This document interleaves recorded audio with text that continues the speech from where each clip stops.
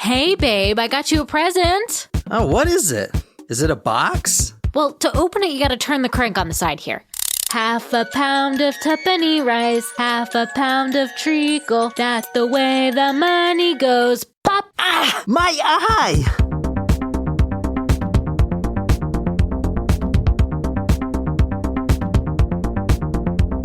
Welcome back, everyone. Talk Murder Me podcast. My name is John. I'm sitting here with Jen and Niquiz. This is episode 272. Hooray, cray. Mm-hmm. This is a Halloween-esque episode. Spooky.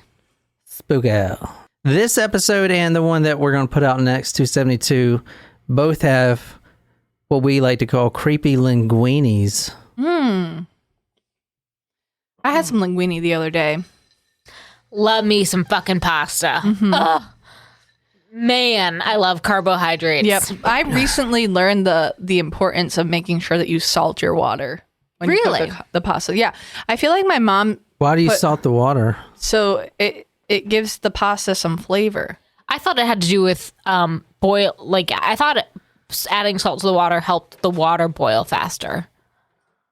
I don't know. I feel like growing up, my mom put oil in the water. It does help it. Which helps the pasta not stick together. Right. But it's good. And then when you like the pasta water, when you put salt in the pasta water, like you save some of that pasta water if you're making sauces, like especially like cream-based sauces, and it helps with that. We are live streaming this episode, so be sure to get on and talk to us, and we'll talk to you. But this is episode 272. I put all my sources on talkmurder.com. This is a creepy episode. Creepy linguine episode. We've been drinking. All right, buzz. Indeed, we have. Mm-hmm. I feel like I'm not as buzzed, though. As We got to take another shot. There's a new episode. I'm sitting here with 2 tampons that... When did you start calling us tampons? Oh, excuse me. 1 tampon and 1 maxi pad. You know what? I feel no shame about that. With wings. What does the wings do? Is that when you throw it, it like flies? Like, what the fuck's the wings do? You know what? It Tell me why do you need wings on a tampon? You don't put wings on a tampon. The wings help you fold it so it goes on the other side of the underwear so it stays in place. So it doesn't mess up your underwear. If it doesn't have wings, What do you mean it just messes up lays your- on the Why don't top. you just take some Scotch tape and just tape it around there? Yeah, Scotch tape is not very absorbent. No. Oh, that's gross, dude. That's gross. Absorbent of what? The lining Blood? of our uterus We're literally- that sheds every fucking month. We're literally losing pieces of our body. Currently, today, I am. I tried the cup for the first time. Did you That's like it? fucking disgusting. You just tell everyone that's listening you're on your period. That's what you just said. You know what? We have a lot of female listeners, and we were discussing the Why are you menstrual cup shaming me? You should not recently. shame. I'm not shaming you. Half the fucking population has to deal with this shit. I am not blood shaming you. Did you like the Diva Cup?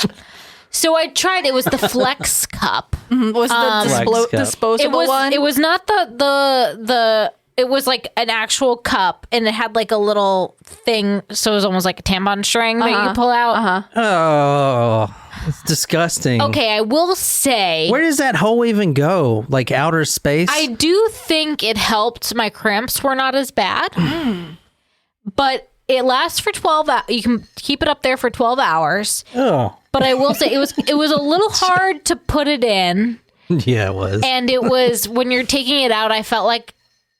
Yeah, like it can get a little messy. Oh, so God. you gotta be in the shower maybe. You're and take doing it this out. on purpose. You brought it Because up. I did try it to take it out not in the shower, and I was like, I feel like that could have been an easier contained crime scene. I have at home, like, I guess they're discs. I haven't tried that. I haven't Ew, what either. the So fuck? Because my I'm sister afraid. gave them to me. I'm afraid. How can I get it out? Oh my God. All right. I'm done with this. This is for Tara. Surprise shots. Surprise shots. Baby. We don't know what they are because they're a surprise. That one went down okay. Peach It's a schnapps. good peach. Peach shit. tonight we're going to July 23rd, 2015. Okay. So I told you earlier that this is a creepypasta episode. Mm-hmm. Have you guys heard of any murders? Have you guys heard of any murders that have anything to do with creepypastas? Even though we've done a couple. I know we've done two. We've done the Red Room. Yes. And there was another one we did. I know there was another one. Or maybe it was created after the murder, but maybe it was just that one. How many creepypastas have you read on this podcast? At least one. Well, I know that. But I don't know. We've done almost 300. I don't fucking know. Shit. I think... Anyway, this is where we're going tonight. This is an apartment in Elkhart County. You want to take a guess where Elkhart is? Texas. That's a good guess. Okay. I was also thinking the southern region, except I was going to say Georgia. All right. Well, it's not. It is what it is. I'll take my win from the last episode. That'll probably last me a few months. What win? What are you talking about? The plastic surgery cross-dressing thing. I don't know if I want to give that one to you. Oh, I'll give it to her. What do you mean you'll give it to her? You are not the only... Referee. Yeah. You're not the judge, juror, and executioner of everything here. What am I? I'm the sexecutioner. I need to grow up. I'm almost 40 years old. You still got a few years. Still talking about penises and stuff. That's okay. All right, so tonight we're going to July 23rd, 2015 in a small Indiana town. Oh, Indiana. Elkhart County. And what you're looking at here is the crime scene. An apartment complex. An apartment complex. With a swing set. That's a dinky ass little swing set. That's a nicer swing set than I had. And what is that? Is that a well under it? No, it's just... It's like a big ass fucking hole. It's not a hole. It's just What is it then? A little crawl space for the kids. Crawl to stand. space? Doesn't look safe at all. It looks like a place where kids would be doing pot, doing dope, Maybe it is. and listening to wet ass pussy. Where destruction is. So for tonight's episode, is this going well or not? If you have to ask. I'm always hunky dory, so. For tonight's episode, I can't actually tell you the killer's name because I think she just turned 18 or... She. Yeah. And a child. Yeah. So at the time of the murder, she was 12. Whoa. And this is 2015, so I'm not good at math, but I think she's in her 30s. Just kidding. I'm just kidding. Didn't she just say she was about to turn 18? I don't think that adds up there. Well, she's 15, or she's... In 2015, she was 12, so now it's 2021, so that's 9, 5, 7... 6. 6 years. So 5, 6 plus 12 is 18. So Is her name even released? No, her name isn't released, but anyone who wants to find it, you could find it. I mean, If you know, you know. because for instance, the mother, I'm not going to get into it, but the family's name is released, and they call her JT. In fact, that's what you'll be reading, JT. So, and her last name is Torres. So she is one of the Torres kids. And I mean, if anyone really wanted to, they could figure it out. And I'm sure she will become pretty popular here within the next few years, I'd imagine, because she's out completely and everything. And she's 18. So This kind of, like, these creepy pasta stories, like, what was the other girl? Nevada Tana. But she Nevada didn't, Tana. She was underage, though. she was 12. No, she was 11. Excuse me, because the Japanese pulled down the age to 12 as being qualified for as an adult, and she was not even 12 yet. So she went to. She actually that was actually solved in a family civil court for a murder. But this one here in Indiana, she is 12, and here's one of the things about these cases. And I even noticed that this, I guess we've always been doing this. I think it's a huge waste of time. But even in the Ed Gein case, the dude's crazy. I mean, you have 5 or 6 psychiatrists saying that he's not in his right mind. He's not in his right mind during the murder. But we still don't just let that go. We still say, oh, he's just incompetent to stand trial at this specific moment. Like 10 years down the road when he's medicated, or for instance, when she's medicated and she's better, her mental health is better, then we're going to try her. That doesn't make any damn sense to me. I keep seeing this. Like, if she's not fit to stand trial, that means she wasn't fit when she murdered. You know, she's just because she's better now, that doesn't matter. If she wasn't in her right mind, if she had mental problems, you can't hold her accountable. End of story, man. You know what I'm saying? It's just a waste of money. And that's been going back for 50 years, 60 years. Ed Gein was just like that. They waited 10 years to try him for murder. 10 years after he got better from his schizophrenia and stuff. 10 years. And then after all these tax dollars, it's just like, well, I guess he was right where he belonged. I mean, it's like a waste of money. I don't disagree with you. Mm-hmm. But in this case, same thing, man. If you're going to say someone is schizophrenic, if you're going to say someone has DID, dissociative identity disorder, or whatever, during the murder, then that's it, man. Don't be trying people 5 years once they're better. Like, that doesn't make any fucking sense. They weren't better when they killed the person. I don't know. Anyway, that's just me. I see that shit a fucking lot. That's why I have to say that. It was the evening, July 23rd. JT texted a friend of hers, also underage at the time. She was 12 as well. What do you think her initials were? TJ. BS.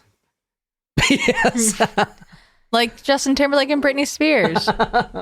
JT texted her friend JP. Oh. She says, quote, "I can't take it anymore," in all caps. Uh-oh. And "I'm about to snap," in all caps. They discuss bringing water and food and meeting at the park, a nearby park, tonight at 10 p.m. They had to wait till both their families went to bed. They were going to meet up at the park and they were going to run away together. Like, is this a boy and a girl running away together? No, this is romantic. That's a good question. This is a girl. I don't think they were romantic, but okay. I do need to say, and this can't be substantiated, but I can tell you that I really did this. I was trying to snoop on. So when YouTube, like the Daily Mail or whatever, puts out a video, you have all these commenters. Right. Oh my God, I knew that girl or whatever. Oh my God, that girl went to my school. I was just trying to see who she was based on those comments. Mm-hmm. And those comments, you can't substantiate them. You can't validate them. Right. But there was one female on there that said, oh my God, this is my ex-girlfriend. You know, we met somewhere, some other, but it didn't last very long. So I don't know if they were romantic or not. That was to answer your question. Mm-hmm. But they were friends, really good friends. I will tell you that. But not that it matters, but, you know, it's kind of interesting that I did find that. I don't know if that lady was being truthful or even if it was a lady or not. So, fuck. Just some YouTube commenter. Mm. Anyway, she says, I'm about to snap. They discussed bringing food and water. And they were going to meet at a nearby park at 10 p.m. Hopefully it's not that little ass park right there on the thing. That's not really a park. That's just more or less a swing set in the back of an apartment complex. But first she had to have dinner with her parents.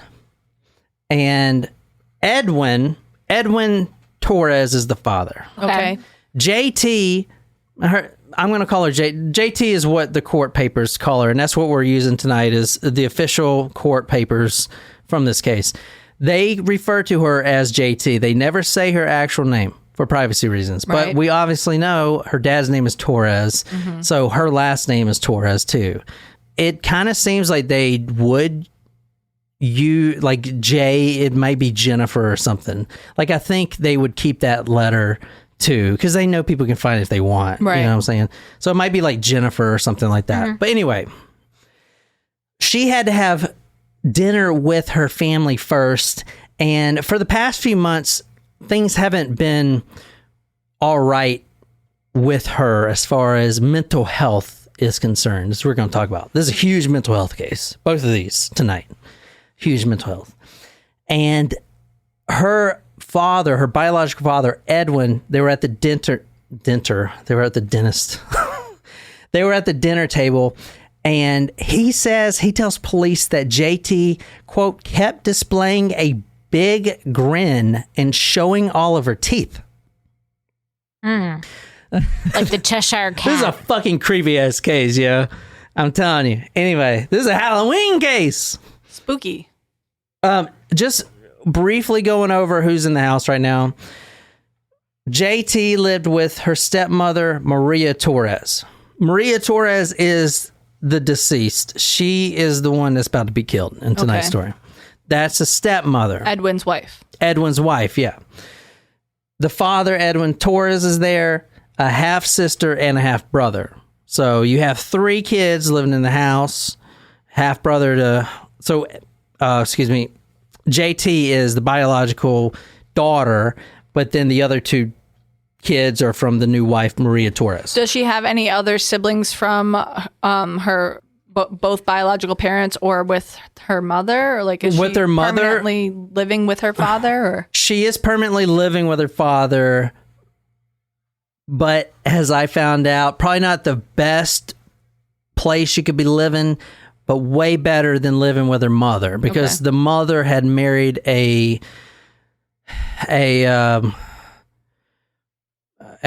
registered sex offender. Oh, okay, yeah. And was most likely, from what a lot of psychiatrists believe, was definitely abusing the mother, if not the daughter too.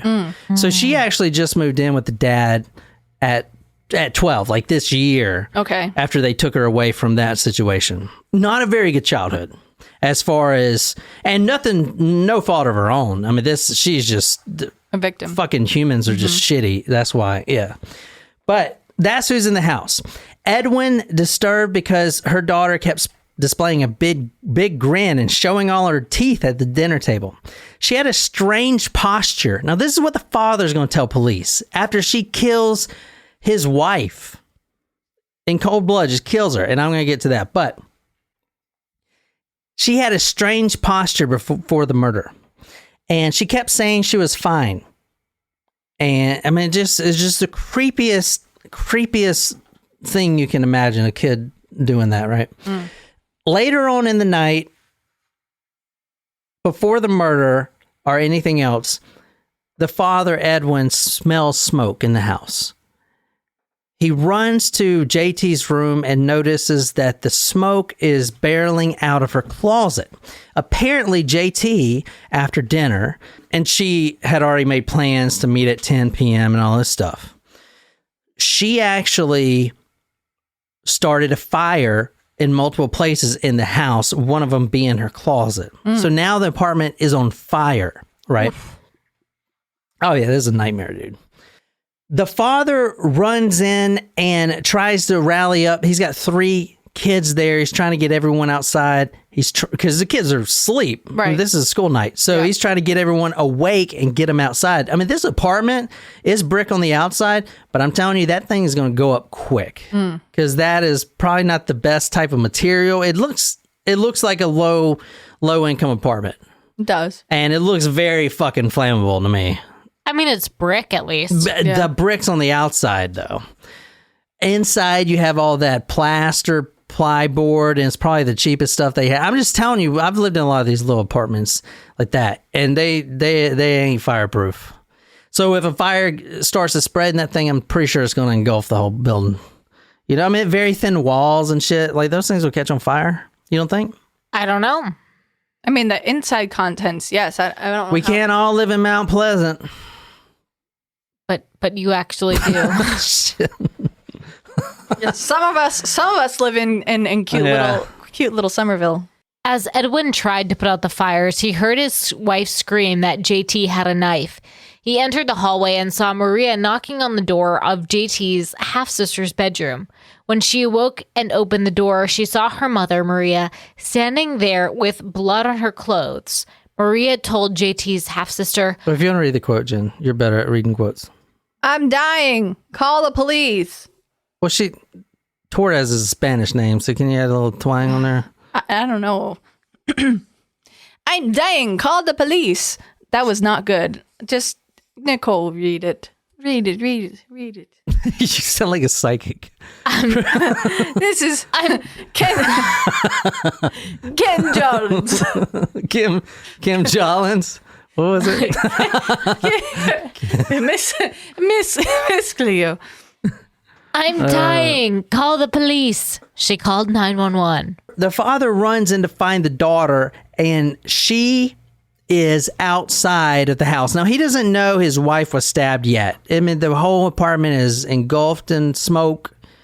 But as you see, the mother, so as a stepmother, Maria Torres is trying to wake up the other stepdaughter. She's banging on the door. Wake up, wake up. That is when the 12-year-old JT comes out of her room and basically shanks her. Oh my gosh. Shanks her repeatedly.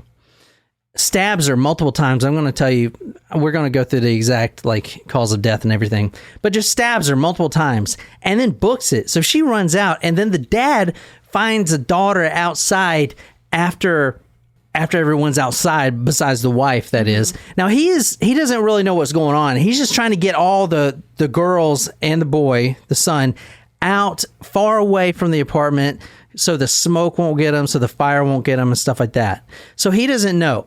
And at this point, he sees his daughter, JT, standing at the apartment's front door. Quote, and this is from him, this is from the police report. Quote, he looked into her eyes and just didn't recognize her, end quote. Isn't that fucking nuts? Yeah. Mm-hmm. She's a fucking demon, dude. Fucking demon. If you want At 12. At 12. You want to read this? Edwin found JT near the apartment's front door. She was holding a knife and standing in an unusual posture. He looked into her eyes and just didn't recognize her. Edwin told JT they needed to leave, or they would all die in the fire. She told him to stay back and to not come closer, speaking in a clownish tone of voice. Senior Judge John Sharpnack wrote as he summarized the case in the appeals court opinion. So, in a clownish voice. Like it. Yeah. Like, Quiet, Georgie. what did she say? She said, stay back. Ah! You know, in a clown. Well, that's not a clown. That was more of a goblin or something. Yeah. Stay back. Or it's just weird shit. I mean, this is coming from the police report. The actual court documents.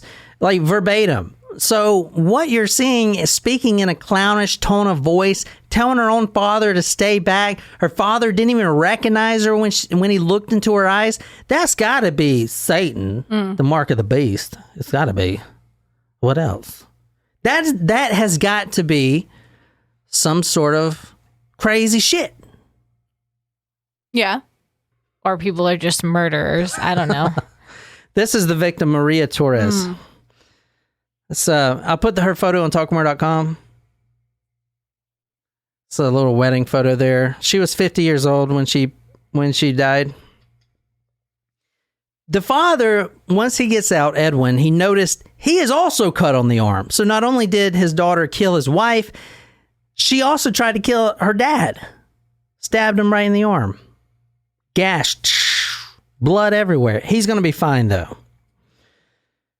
The cause of death for Maria Torres: multiple stab wounds to her face and torso. Yikes. Multiple stab wounds to the face. Now, she is tall. I mean, taller than a 12-year-old. Well, she's a full-grown adult. Well, yeah, that's what I mean. So to stab her in the face, it's almost like JT had to jump up for a second. Maybe she tackled her or something. I don't know, because maybe. Like I said, we don't even have a picture of this girl. So, I mean, she could have been big. She could have been small. I don't know.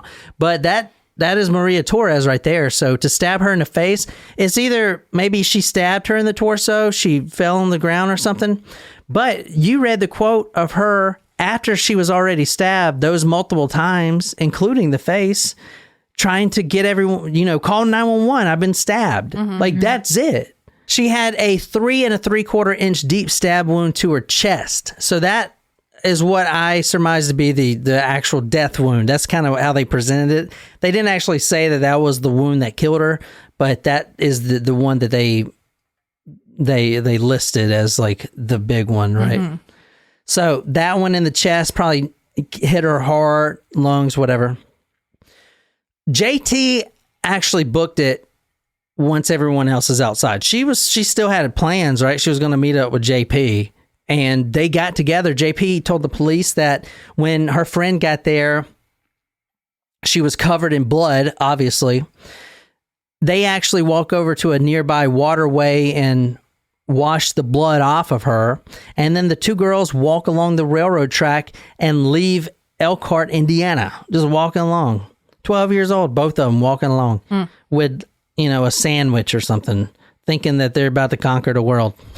Fucking crazy. They woke up a guy named Zachary Sleeper. It's kind of ironic. They woke up a guy named Sleeper. Maybe I should have my name legally changed to that. What the fuck? I'm sleeping. What do you want?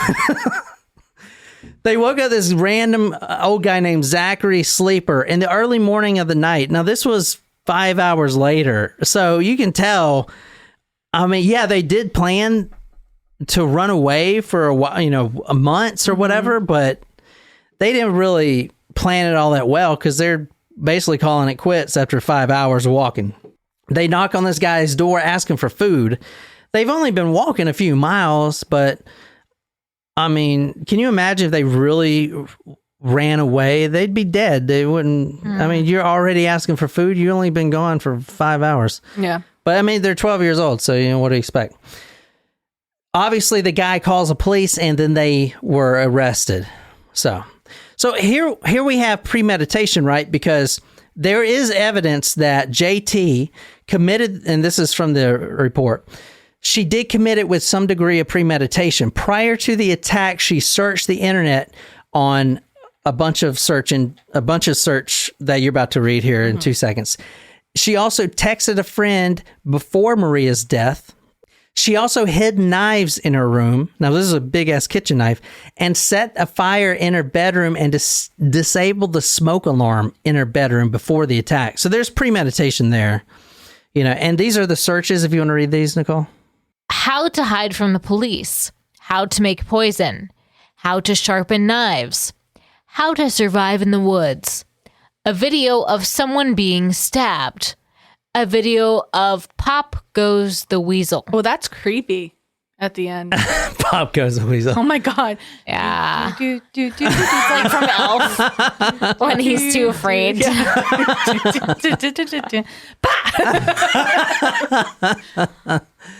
Have you heard the lyrics of that song? It's actually is even more creepy than... I feel like as a kid I did, but I couldn't tell you what they are now. Something about the mulberry bush, right? Oh, even these fucking children's nursery rhymes are... I don't like to listen to them now as an adult. They're kind of scary. The only kids thing I watch is Blippi on repeat. And I'm talking about the Blippi that's taking a dump on his friend. We know. The Harlem Shake video. Harlem Shake. Where it explodes out of his butthole. I can't get that out of my head. I thought that I did for a second until you brought it up. And that's all that's there. That is the best video I think I've ever seen. It's so well done. Money goes, pop goes the weasel. Fucking creepy as titties. You know what Do you think they mean like pop, pop, pop? Like pop, yeah. You should Google the meaning of pop goes the weasel. It's what you should look up. Yeah, I this is some sinister shit. Right Why here. was she? Well, what else is pop goes the weasel? I What don't know. is- He stepped on it and it exploded. That's what I thought. Stepped on what? Oh, stepped on the weasel? Yeah. Is a weasel a rat? What's It's- a weasel? No, a weasel's like a rodent. Yeah. So it's a fucking rat. That's what a rat is. It's a rodent. It's not a rat. It's closer to a possum, I Like think, a than a rat. chipmunk type thing. Yeah. So Like a ferret. she A wild ferret. she is searching pop goes the weasel. That's fucked. But there is there's a creepypasta that has a lot to do with this song. So think about what you read earlier. Like what would try to build the character, because there's a character, a fictional creepypasta character that got into her head. So with all the stuff that you heard earlier, what do you think it is? I don't know what the character. Pop goes a weasel, and a clownish tone, a big grin. Like, you think anything? I mean, you don't know the character, no, but you can kind of. Well, I was thinking that like she just popped out of nowhere and stabbed her. Like pop goes like pop, like bam. That's what I thought. I don't know. All right, Twisty the Clown. this is It. no, I wouldn't Pennywise. put clowns up here to scare you guys. This is Laughing Jack right here. Jesus Christ! I don't know if I'll sleep tonight. Look at that shit. No, I won't. I refuse. That's so mean. Covergate. So it looks a lot like what she was looking like, right? I mean, if you think about it, she was showing all of her teeth. She had a big grin. She was talking in a clownish accent. So if you want to describe in detail what you're looking at now, Nicole. No, she does not. I'll take one for the team.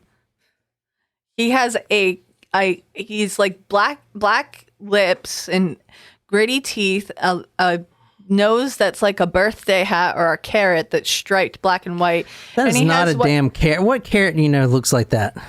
Most carrots It's look like an that. ice cream cone. Okay, ice cream cone. That's fair. And then he has like white pupils. He doesn't even have colored pupils. He's just very creepy looking.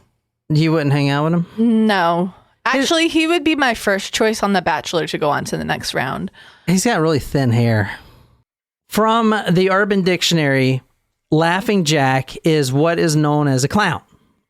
He is, of course, murderous. His preferred method of killing is slicing open the stomach of said victim, which is usually a child, removing their innards, and stuffing the body with candy. So that's what... Oh, like a piñata. Yeah, so that's the whole shtick, is he stuffs the body with candy. So the creepypasta story is kind of long, so we're not going to read it. There's a kid, James, as you see here. James, it's time to come inside. That's the mother calling out to her son. And she notices that her son is talking to somebody, an imaginary friend named Jack. She has a dream, the mother. Now, this is the creepypasta story, that she is in a rundown amusement park. She was scared running through an endless field of empty tents, broken down rides, and abandoned game huts. The whole place had a horrible look to it. She hears music play, which is the Pop Goes the Weasel. They're in the room, in the bedroom, and the mother is confronted with the actual Laughing Jack, which is a real thing. Like a laughing clown that her son had befriended. And the son is hanging up, but he's not dead yet. So the mother tries to kill Jack, and she takes a knife and she thrusts it into Jack.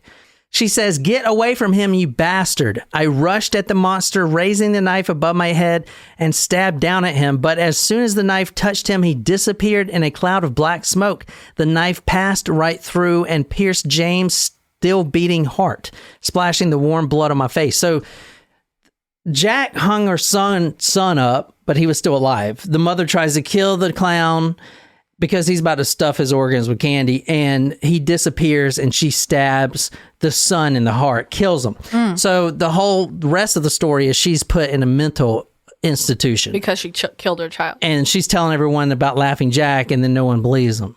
Now, this is obviously made up for the purposes of why people make stories up. It's completely fucking fictional. Well, it's like a campfire story. Right. Yeah, it's Like the guy with the hook. Yeah. But for some reason, kids these days, they can't handle it or something. I don't fucking know. I mean, we had Stephen King and shit, and we're fine. Like, I remember watching It when I was 12, and the fucking Pennywise didn't get in my head. But for some reason, kids these days, they believe this shit. Even though somebody made this shit on the computer. I mean, that's where these things come from. They come from the internet. I would have to say that a lot of the stuff on the internet, and actually like in movies, even video games, like it's all so realistic looking now. Like CGI and the graphics in video games, like it's for a child, I feel like it would be hard to determine. I don't know. That seems like a cop-out to me. I'm just saying. I think... In my opinion, was she influenced by this story? Is that what you're saying? All right. Well, most people would stop here and be like, we need to ban creepypastas because this is killing our kids. But it's not. Both of these stories we're doing tonight, both of these stories for this week about creepypastas have really nothing to do with the creepypastas themselves. It's more of a mental health issue. So both of these killers had mental health issues prior to even reading about Laughing Jack or whoever. The Slender Man. Coming up next. Really? Just kidding. In late May or early June 2015, Edwin observed that JT had drawn inappropriate pictures involving Laughing Jack. In addition, she had begun dressing in white and black clothing similar to Laughing Jack's clothing and would paint herself white and black like a clown. JT also became preoccupied with candy, which was Laughing Jack's favorite item. Quote, she's heard voices and had an alter ego for months before the stabbings and actually begged her father to help, end quote. But no one ever did anything. Months before the murder, her mental health state started declining rapidly. She was diagnosed with PTSD, and which plays into some of the psychiatrists think that she was sexually molested, even though she denies it. But I think like a lot of patients do that. But the psychiatrist said, let me get to her exact quote. Quote, it is almost a certainty that JT had been sexually abused by an unidentified person while living with her mother, end quote. So obviously the unidentified person, and that's from a psychiatrist. Obviously the unidentified person is the fucking sex offender. Who else would it be? She's living with her mother. Her mother married a fucking sex offender. Like, who else is in the fucking house? Unless, obviously. I mean, like, she had dated multiple sex offenders and... well, you know what I'm saying. Still the same shit. Yeah. So JT has been diagnosed by multiple doctors with PTSD and dissociative identity disorder, which used to be called multiple personality disorder. Right. If you go back to the talking in a clownish accent, it may not have been her primary personality. It could have been one of her alters. Yeah. Yeah, and it actually was. Her name was Star, S-T-A-R. Oh. So she has two. Star, basically, Star tells her to hurt other people and herself. Anna, the other multiple personality, tells her to ignore Star. And lately, she has been telling her dad that not only is she having these different shifts in her reality and her perception, she's taking on a different personality. So she basically blacks out. Yeah. Loses track of time. Yep. Because the other one takes over, right? Yep. So the father said, quote, shake it off, end quote. And not only that, but she did go see a guidance counselor. The guidance counselor was extremely worried, got her appointments for the mental health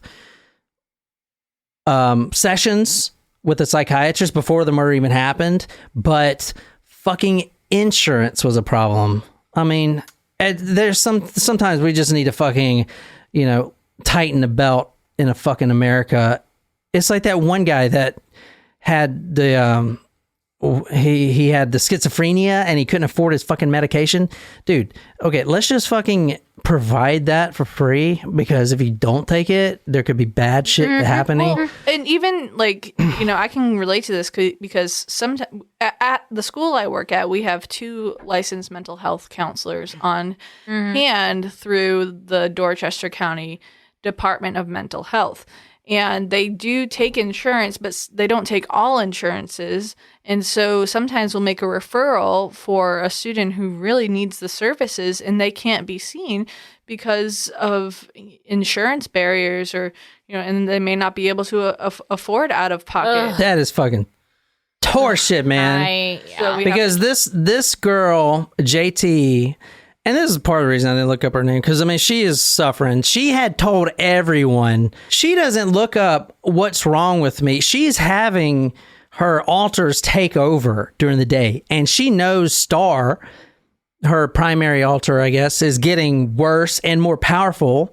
And the reason she knows that is because her friend, JP, when JP talked to police that night after they got arrested, when they were talking on the phone and JT was like, let's bring food and clothing and yada, yada, yada, meet at the park.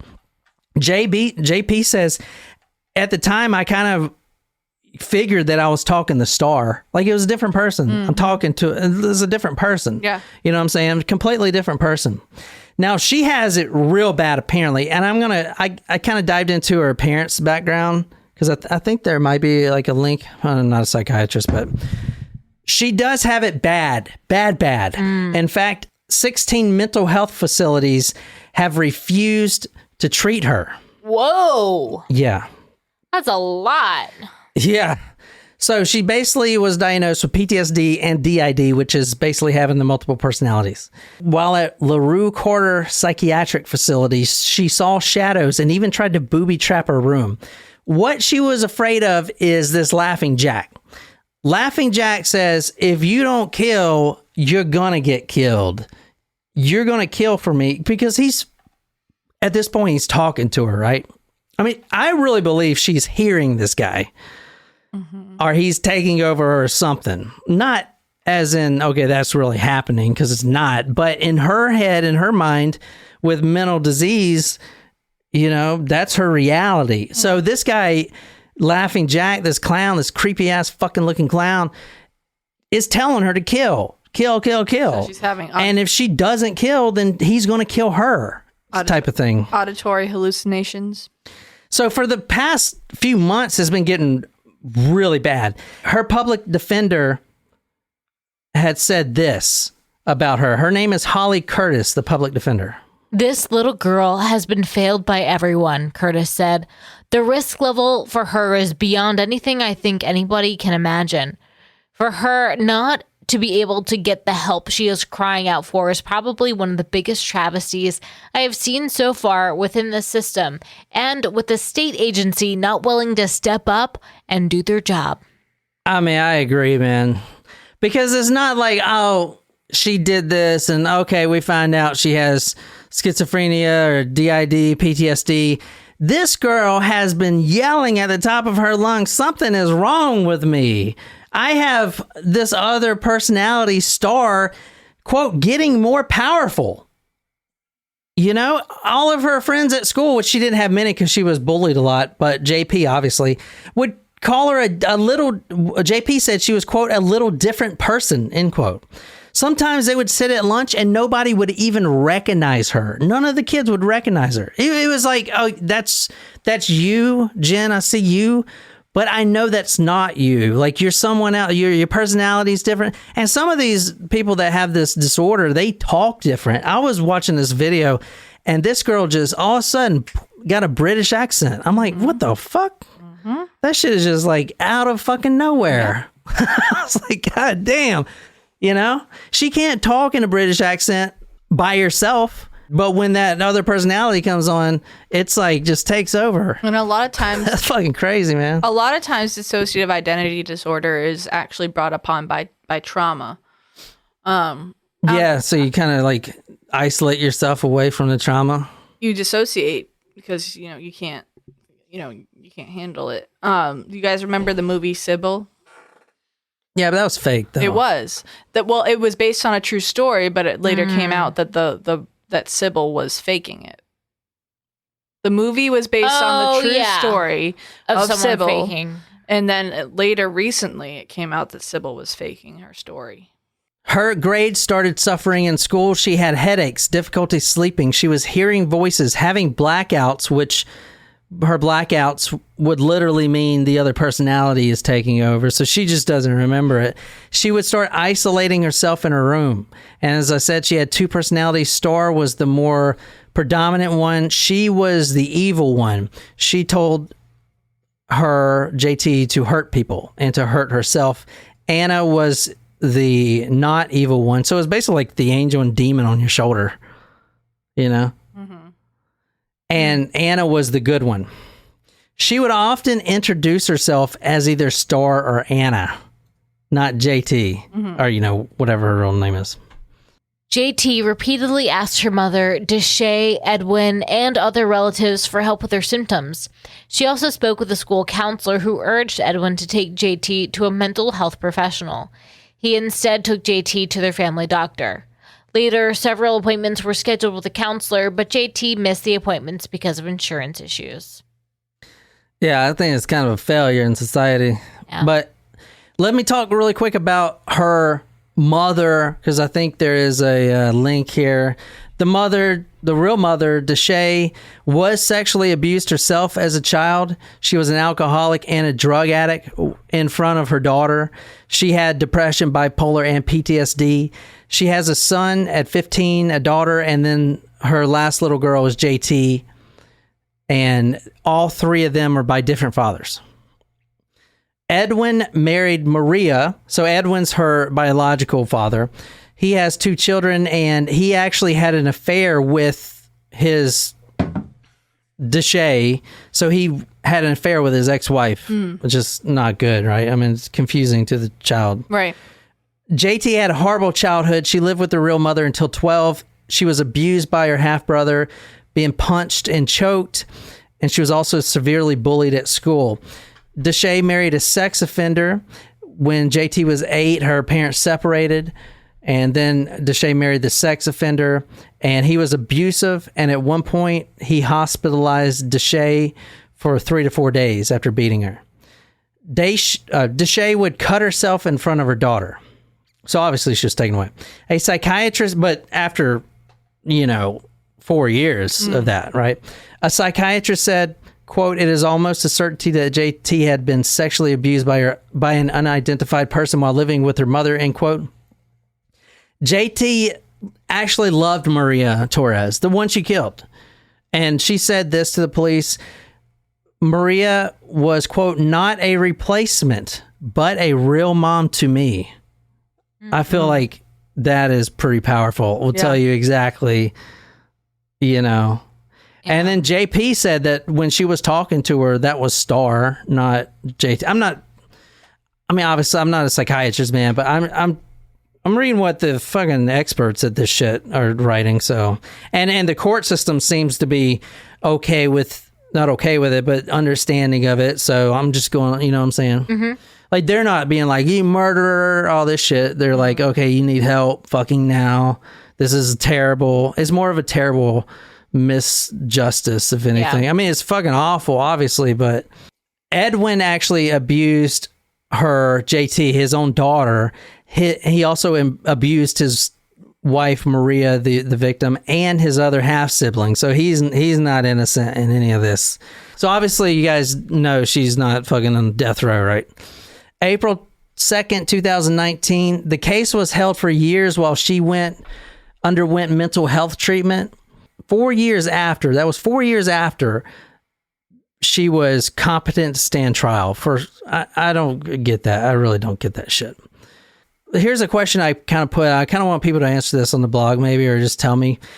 What should be done with a person like this? Because obviously she has a mental illness. But I saw that there was a prominent psychiatrist that said that even, and I'm just going to read this, quote, "It is possible that after JT becomes an adult, the symptoms of her mental illness will resurge." or she will fail to obtain adequate treatment. So that's what I was. So even if she gets better, right? So she's better. So you're not going to hold. She's not going to be in a mental health facility until she dies. Like, she is getting out. If she's not already, I couldn't find any more. I think she's already out. Actually, this was April 2nd, 2019. I think pretty sure that she is living out of the direct, super lockdown, if you will. So what do you do with someone like that? Because yeah, they're better now, but they could resurge too. Like, what do you do? I think that you need to ensure that, that the patient can receive treatment, especially if it's part of, like, let's say, part of her sentence is, just throwing out a number, 10 years in the facility, and then after you have to go to weekly therapy. If it's part of a sentence, I feel like that should be, able to be provided. If she cannot, like, I know this is going to open up a can of worms, but like, I feel like if that's part of your sentence, that should be able to be provided to her.